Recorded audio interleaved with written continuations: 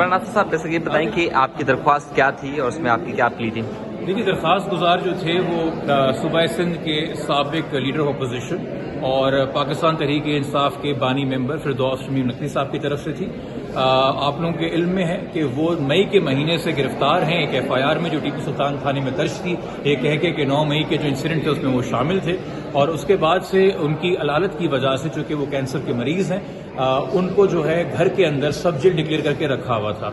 21 نومبر کو اپنا قانونی اور آئینی حق استعمال کرتے ہوئے انہوں نے اپنے نامینیشن پیپر NA 236 سے جمع کروائے، جس کے فوراً بعد ان پہ دباؤ ڈالا گیا کہ آپ اپنے نامینیشن پیپر وڈرا کر لیجئے۔ دباؤ ڈالنے والے ان کے گھر بھی گئے، ان کے دفتر بھی گئے، اور انہوں نے اپنا تعارف اینٹی کرپشن سے کروایا، جبکہ انہوں نے اپنی کوئی ڈیڈکشن یا دستاویزات نہیں دکھائے۔ اور جب ہم نے ان کو بتایا کہ بھئی ہم سب جیل میں ہیں، آپ ایسے میں یہاں سے کیسے اٹھا کے لے جائیں گے، اور جو آپ دھمکی دے رہے ہیں کہ آپ تو مسنگ پرسن ہو جائیں گے، یہ کیسے ممکن ہوگا، تو اگلے ہی دن ایک نوٹیفیکیشن آیا سندھ حکومت کی جانب سے، جس نے پہلے ان کی ہیلتھ ریزنز کی وجہ سے ان کے گھر کو سب جیل ڈکلیئر کیا تھا، انہوں نے وہ نوٹیفیکیشن واپس لے لیا بغیر کسی وجہ کے۔ یہ تمام صورتحال ہم نے جج صاحب کے سامنے آج رکھی،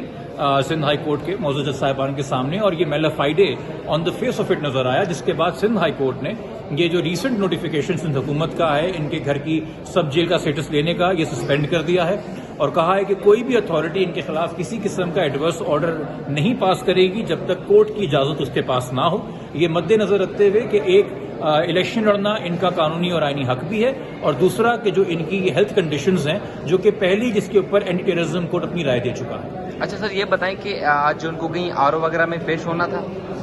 دیکھیے RO کے اندر فی الحال آج جو ہے ان کے آتھرائز نامنی پیش ہوں گے، چونکہ وقت یہ ہوا کہ جب تک کیس کی باری آئی ان کی اسکروٹنی کا وقت شروع ہو چکا تھا، تو اس حوالے سے ہمارے یہاں قانون کے اندر ایک اصطلاح استعمال ہوتی ہے کسی چیز کا انفرکشس ہو جانا، تو وہ تو الحمدللہ ان کے آتھرائز نامنی اسے اٹینڈ کر رہے ہیں۔ اگر انفارچونیٹلی کوئی ایسا ناخوشگوار واقعہ ان کے ساتھ پیش آتا ہے کہ ان کو اسکروٹنی نہیں اٹینڈ کرنی دی جاتی، اس کی تفصیلات میرے پاس نہیں ہیں، تو اگین ہم وہ عدالت کے سامنے وہ معاملات رکھیں گے اور اس کی کڑی اسی معاملے سے جوڑی جائے گی۔ ورنہ اگر اس کے علاوہ اسکروٹنی کے اندر کوئی آبجیکشن اٹھتا ہے تو آپ کو پتہ ہے اس کے لیے الیکشن ٹرائبیونل ہے، وہ ایک الگ ریمیڈی جو اس وقت سیکھ کی جائے گی، بٹ ہمیں امید ہے انشاءاللہ کہ ان کی اسکروٹنی بھی کلیئر ہوگی۔ ابھی سر وہ کراچی میں سکھر میں وہ جی پہلے ان کو گرفتار کر کے سکھر لے جایا گیا تھا، پھر عدالت کے آرڈر کے اوپر وہ JPMC شفٹ ہوئے تھے، پھر وہاں سے اپنے گھر، اور گھر سے ہی وہ اپنے علاج کے لیے JPMC اور آغا خان جاتے تھے، تو ان کا گھر جو KDA میں واقع ہے اس کو سب جیل ڈکلیئر کیا ہوا ہے، اور اب عدالت کے حکم کے مطابق ان کو وہیں رکھا جائے گا۔ اچھا سر، جو نوٹیفیکیشن نکلا تھا حکومت کی جانب سے اس میں انہوں نے کوئی ویلڈ ریزن وغیرہ بتایا تھا؟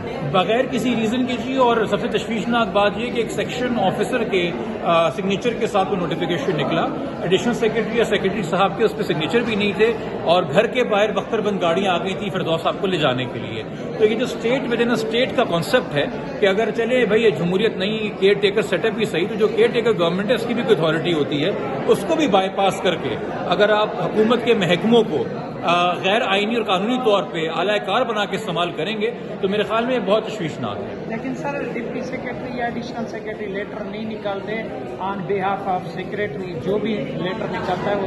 اس کو نکالتا ہے سیکشن۔ مگر جب نوٹیفیکیشن پہ ان کا نام لکھا ہو تو اس کے اوپر ان کا سگنیچر بھی ہونا چاہیے تھا، تو نوٹیفیکیشن پہ ان کا نام نہ لکھتے۔ تو میں آپ کے ساتھ یہ نوٹیفیکیشن شیئر کروں گا کہ ان کا نام تو لکھا ہوا ہے مگر ان کے دستخط کے اسٹیمپ موجود نہیں ہے۔ Thank you sir.